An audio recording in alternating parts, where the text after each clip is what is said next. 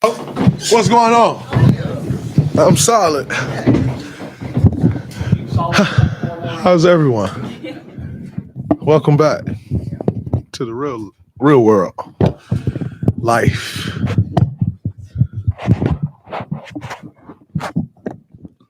All right. You ready to go? Yeah. CJ Holmes, San Francisco Chronicle. Dre, what's going on with the ankle? How's Auburn? Auburn's great, actually. Wow. Well, what's going on with the ankle? How'd you first, suffer that injury, and how you feeling now? Was just playing pickup and was going up for a layup. Came down on JK's foot. But I feel good. I feel like I'm improving fast. I'm a pretty fast healer, so I feel like I'm improving fast, and it's good. Didn't quite foresee this coming into the season, but everything happens for a reason. We gotta. I think I'm excited because we have a great performance team, and I'll be in even better shape by the time, whenever that is, when I start playing, than I even am in now with our performance team. So it's an opportunity for me to get better and continue to improve up on some things that I've been working on. And when the time is there, get back out there and be ready to go and hit the ground running. You've obviously twisted your ankle a few times. Every basketball player has. Is this as bad as you've ever twisted it? No, I've had some bad ones. It could have been as bad. I thought it was going to be, especially initially. But I've had some bad ones, and it's tough, but it's fine. It's not the end of the world. Grand scheme, how big of a setback do you view it as far as timing? Right before camp and missing these practices. I mean, I think I've missed the beginning of training camp before actually sucks because from that point on, you feel like you're playing catch up. I think the goal and the task is to put yourself in a space of where your plan is the least amount of catch up that you could possibly play.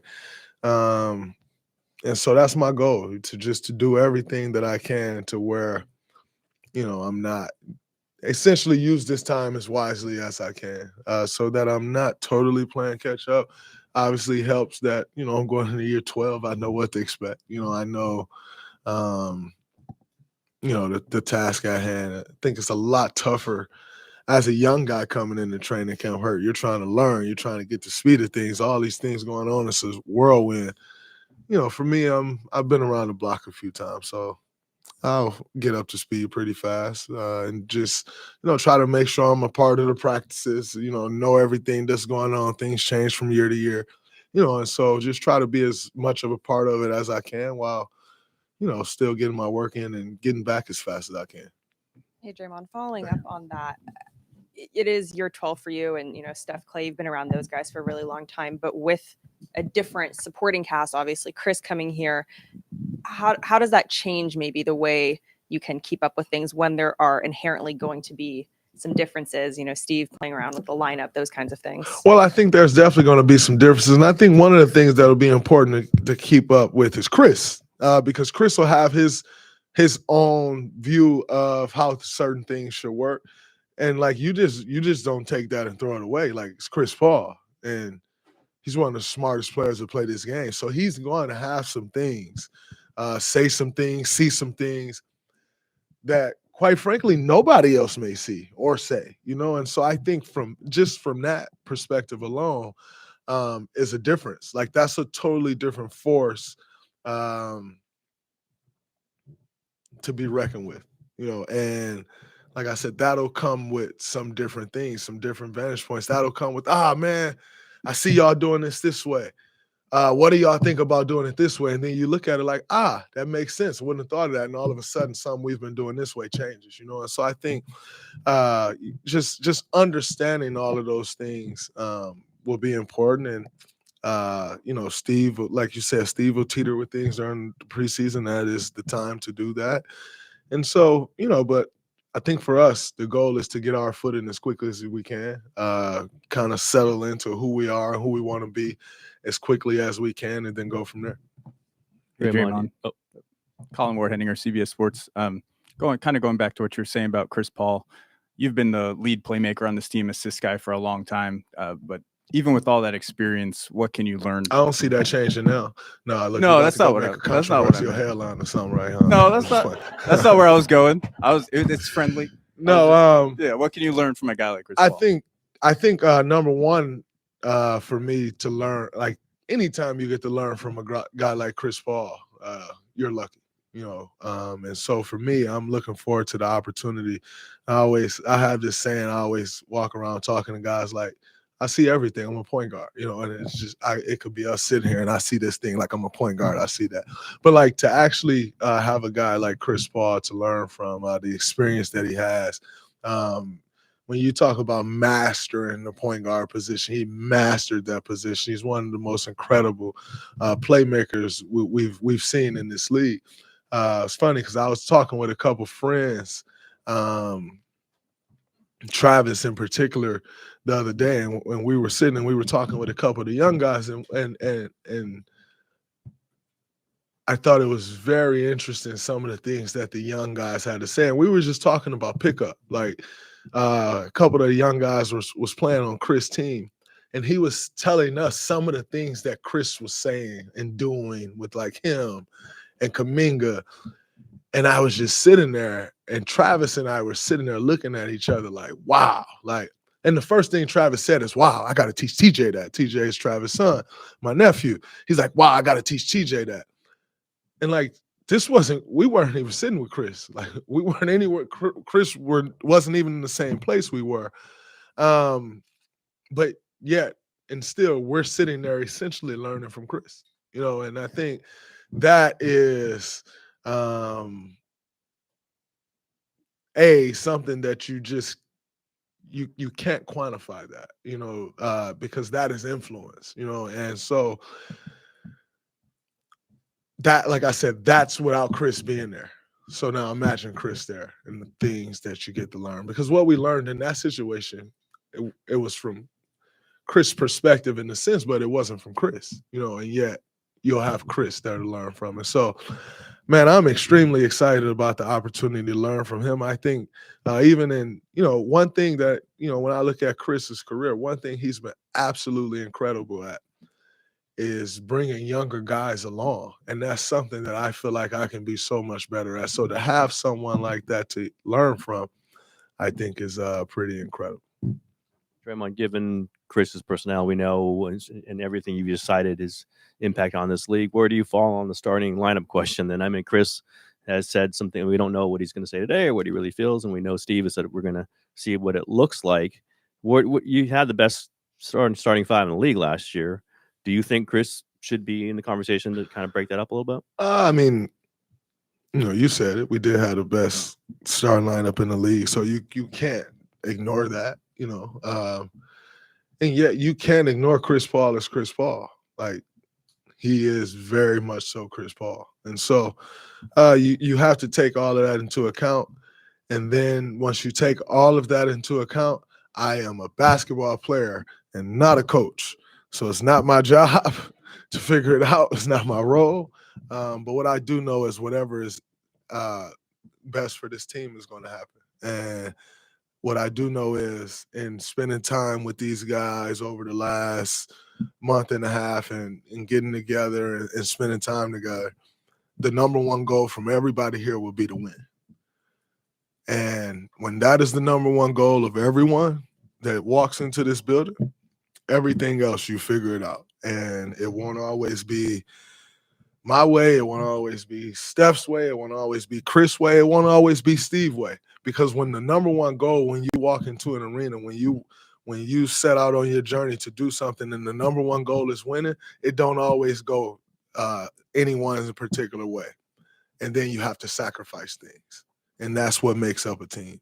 And so what I can feel with this team already is that everyone who's walking in that door has a dedication to winning. And because of that, everything else that'll happen along the way is just a part of the journey. You figure those things out, but in figuring those things out, you do what's best to reach the end goal. And I have no doubt in my mind that everyone who's here has that goal. And so I have no worries about a starting lineup, about a finishing lineup, About a second unit, I don't have any worries about that because those are all things that's just a part of the journey of what we want to ultimately do. You mentioned that this is Maddie Kenny, Mercury News. You mentioned that everyone is on the same page. And last season, there was obviously just some disconnect with the team and chemistry was off. How much is that just kind of getting in some new faces, having a more veteran squad compared to the year prior? I think having veterans definitely help because there's just more of an understanding. You know, I think anything that you do when you're mixing this amount of experience with this amount of experience, there is a disconnect. You try to do all that you can to lessen that disconnect. Sometimes you succeed, sometimes you fail. And that's just the nature of it. And so I think for us, you bring in more veterans. We are veterans. You bring in more veterans. Guess what? You lessen the disconnect. Does not mean you can't, Moses isn't a veteran. Kaminga's still not a veteran. Like Trace isn't a veteran. BP isn't a veteran. Like you're still going to have guys that aren't veterans.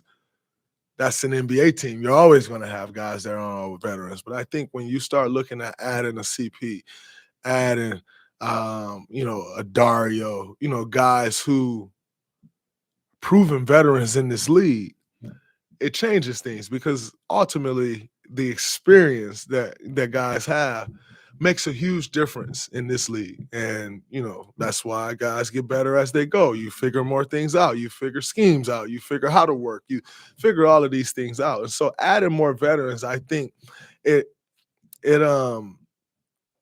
shores up things. It lessens the room for error. And I think anything that you do, if you can lessen the room for error in something, you're trying to do that. And I think adding veterans for us helps.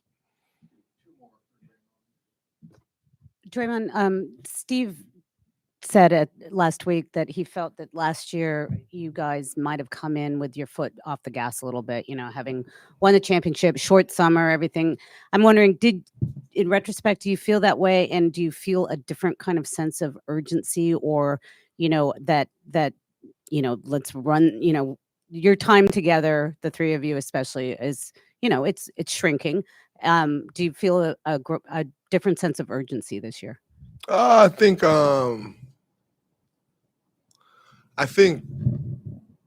anytime you're coming off a championship, your sense of urgency won't be what it will become when you're not coming off a championship. So I don't even get into the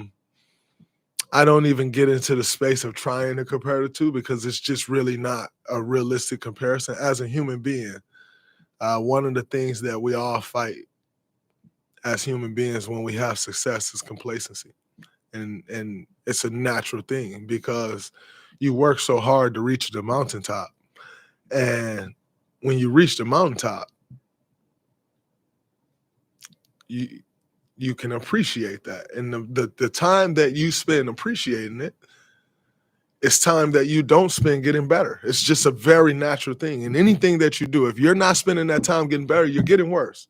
And so when you win a championship and you're spending your time appreciating winning that championship, which we all do, which you should do, by the way, because who's working to get to the mountaintop to only not appreciate it, then what's the point of getting there? And you should never get there again because you didn't even appreciate being there.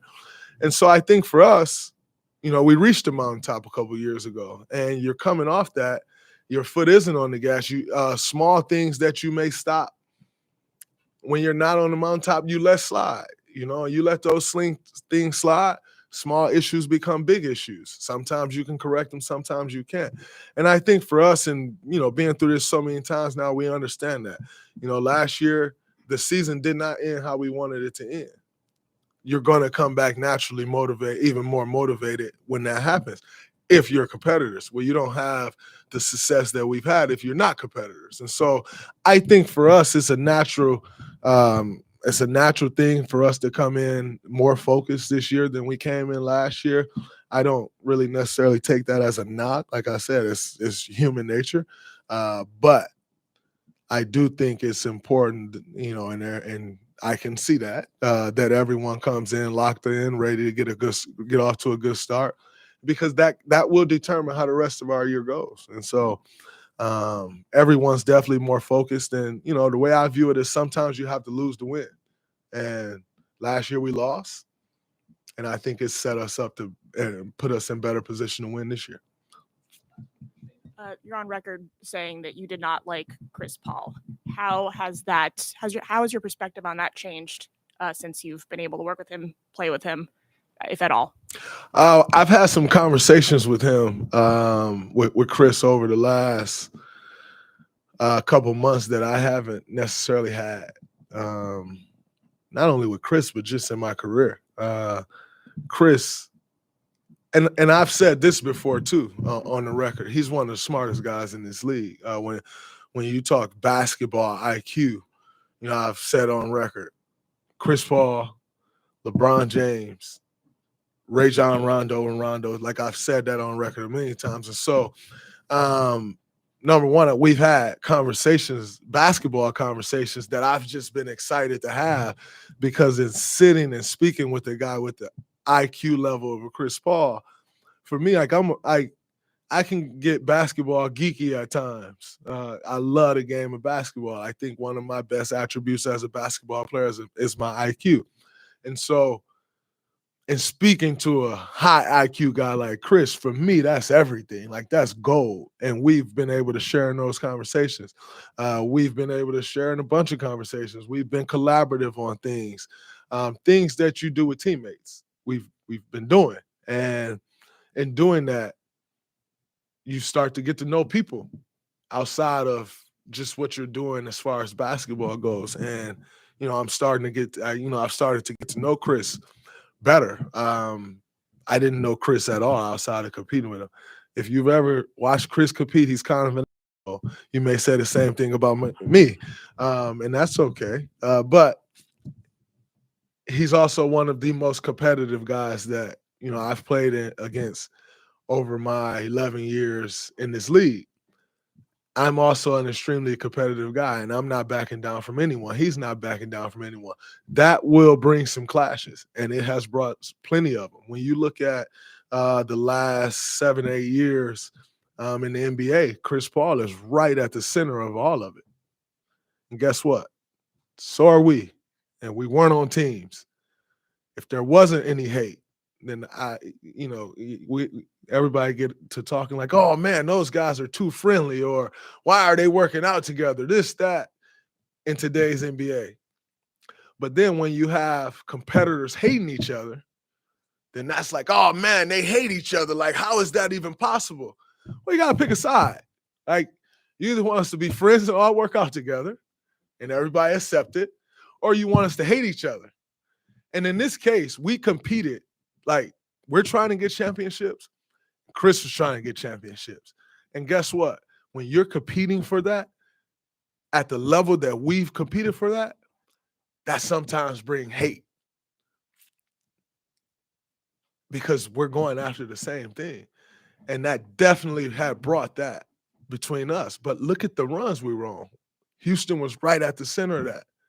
The Clippers were right at the center of that. And so Phoenix was right at the center of that. So you look at, in the league 11 years, we've been competing on a championship level for 8. He's at the center of 6 of them. Of course, there's going to be some animosity, and there was a lot of it. Now, in saying that, we're adults, we're men, and we have an opportunity to go do something special together. Would never let that go by the wayside. And, you know, and just getting to know Chris and seeing how he operates, seeing how he moves, how he carries himself, how he walks in the gym every day. Like, it makes sense of why he is who he is, why he's had the success that he's had. And I'm growing to know that. I'm learning from that. I don't think you're ever too good or done too much to learn from someone. Chris Paul has been in this league, 18 years? Definitely somebody I can learn from. I'm excited about it. We're growing in more facets than one, and it's been an incredible start to it. And I know, like I said, for both of us, the goal is to win. And I know he want to win, as we all know, And my goal is to do all that I can to make sure and help him win. And anything that happened before that, it happened. And it definitely doesn't change our past. Like us becoming teammates, don't change the things that's happened in the past. We have battled and battled for sure. But I think the part that I'm most excited about is like you now get to know the person. And I know for myself and where I can probably relate to Chris, most people probably hate me that don't know me. I think if you get to know me, you don't necessarily hate me. But if you don't know me, you probably hate me. And Chris definitely got some of that himself. If you don't know him, you probably hate him. You get to know him and you realize there's a competitor and a person. But, you know, it's not always easy to see that when you're in the heat of the battle. You know, when you step outside the heat of the battle, you can separate those two things. And I am thankful to have the opportunity to separate the two things. Ray, you got time for one more? I just want to ask him about the Sorry, Ray. Go ahead, Slay. just front court. You know, you guys, there's plenty of conversation of if you guys are big enough. I know you guys brought in, you know, veteran centers, including Dwight. What is your take on the front court? And do you think in this conference you guys have, you know, enough size? I mean, they said we didn't have enough size in 2022, and we won. I've been told I wasn't the right size forever, and I've won. So I'm never going to hear something and be like, they don't have enough size to win because I can show you where we didn't have enough size and we won. In saying that, I'm not totally against having another big, you know, but, you know, at the end of the day, I think Mike Dunleavy has done an incredible job of filling impossible shoes. You go from Bob Myers, who's come in and had the most success of any general manager, not only for sure in this organization, but more success than probably 98% of general managers in NBA history. And then you're showing that he's willing to have those conversations and he's doing the job. So it's not what you know, when someone comes in and is doing the job like Mike, the number one thing that Mike has to do is come in and create trust. And every move that he's been making, and moves that he hasn't making, but communicating with us and making sure we're in the know, that we know certain things, I think is incredible. I think he's doing an incredible job. And so just to get back to your main question, which is, do I think we need a big? I don't think we need anything. I think anything we need, we got right here. Would a big be beneficial for us? I don't see it hurting us. I think it definitely could add a benefit. You know, Lakers are huge, right? Like that's who we lost to. So if you look at someone, you're like, all right, this is who we lost to. Where do we need to improve? Probably need a little more size. Doesn't mean we're necessarily going to lose again if we don't get the size, but it may help, you know, so we'll see where it goes. But Mike's got my support 100%. And I think he's been a pleasure to work with, even in my deal, you know, and going through that with Mike and different things. It was incredible. And so he got my support. And whatever he does. And I'm going to support that. And I'm going to do my job as a player to, if I feel, oh man, we could have had more size, I can affect that, right? Like, and I ain't talking about us signing. I can affect the outcome. And so I'd rather focus my time on affecting the outcome than focus my time affecting on who comes. That ain't my job. So pause. Y'all have a good one. I'm out.